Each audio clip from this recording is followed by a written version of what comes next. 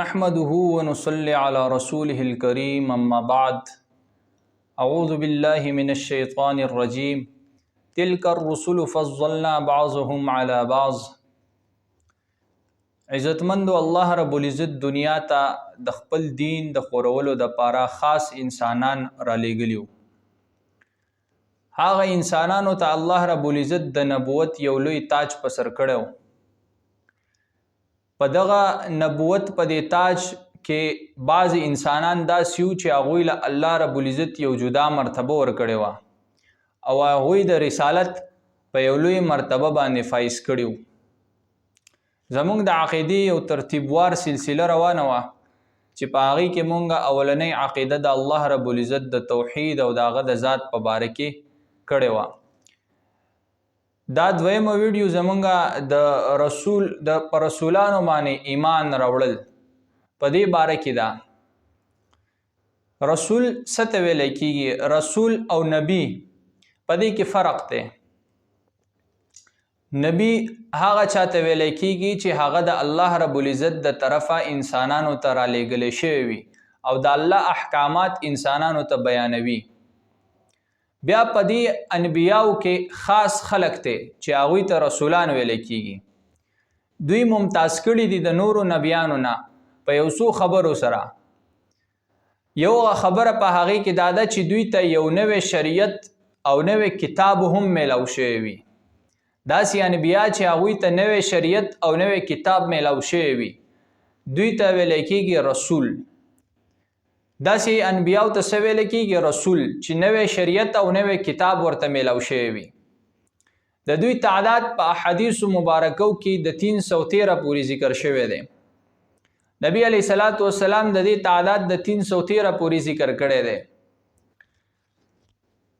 1,24,000 کم زیات انبیاء کرام الله رب العزت دنیا ته مبعوث کړي دي. په دې کې 313 داسې انبیاو چې هغوی ته رسالت میلاو شوی. پر رسولانو باندې ایمان راوړو مقصد څه دی؟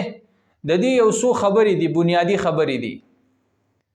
اولنۍ خبره په دې کې دا ده چې دا ټول رسولان په حق باندې وو، د الله د طرفه انسانانو ته رالیږلی شوي او دوی خپل د رسالت او د نبوت هغه کار په احسنه طریقې باندې سرانجام کړی دی. په دې خبره باندې ایمان راوړل دا د عقیدې بنیادی جز دی. دې کې دا یو خبره ضروری ده چې د یو رسول نه انکار د دې څه نقصان دی.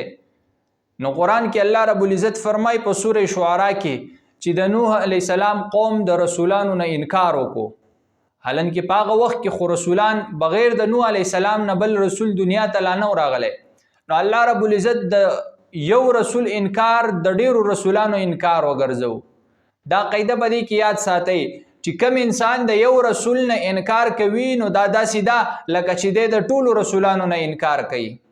که یو سړی د عیسی علیه السلام یا د موسی علیه السلام یا د ابراهیم علیه السلام د دې رسولانو کې یو رسول نه انکار وکړي ګویا داسې شوه لکه ده چې د جناب محمد رسول الله نه هم انکار وکړو. نو په رسولانو باندې په ټولو باندې په جمع باندې ایمان راوړل دا د رسول د ایمان هغه بنیادی جز دی.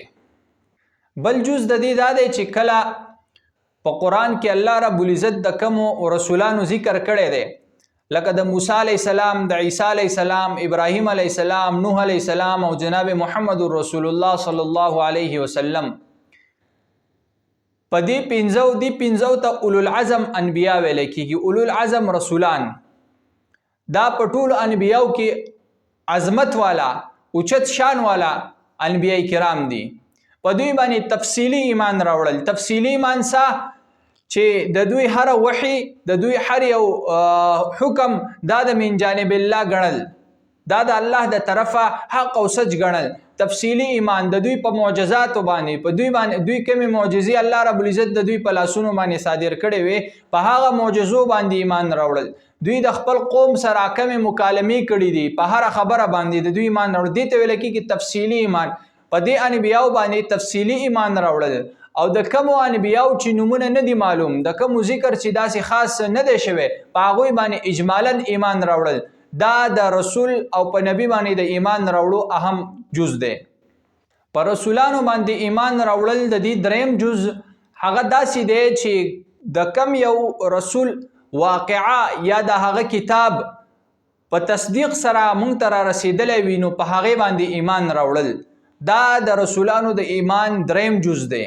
یعنی کومه خبره چې حق او سچ را رسیدلی وي په ترتیب سره مستند خبره وي نو په هغې باندې ایمان راوړل او په غیر مستند خبره باندې ایمان نه راوړل دا هم په رسولانو باندې د ایمان یو جز دی.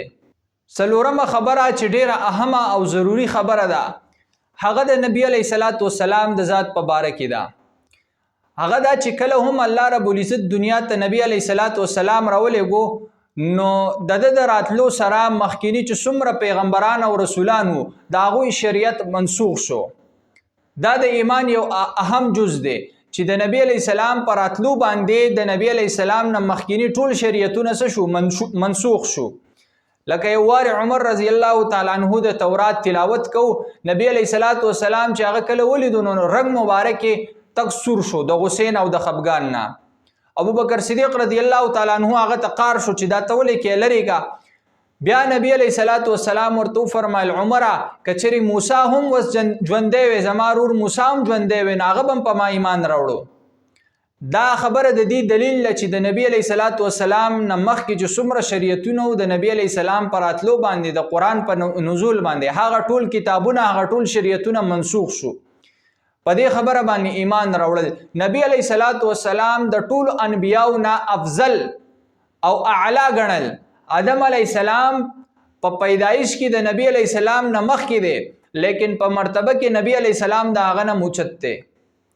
نبی علیہ الصلوۃ والسلام سید الانبیاء ګڼل امام الانبیاء ګڼل او اهم خبره یو اهم جز چې نبی علیہ الصلوۃ والسلام خاتم النبیین ګڼل اخیری پیغمبر ګڼل. دا د ایمان اهم شاخونه دي. پر رسولانو باندې ایمان راوړو مقصد هم دا دی چې موږ په دې خبرو باندې ایمان او یقین ساتو د نبی علیہ الصلوۃ والسلام امت په د نور امتونو نه غوره ګڼو.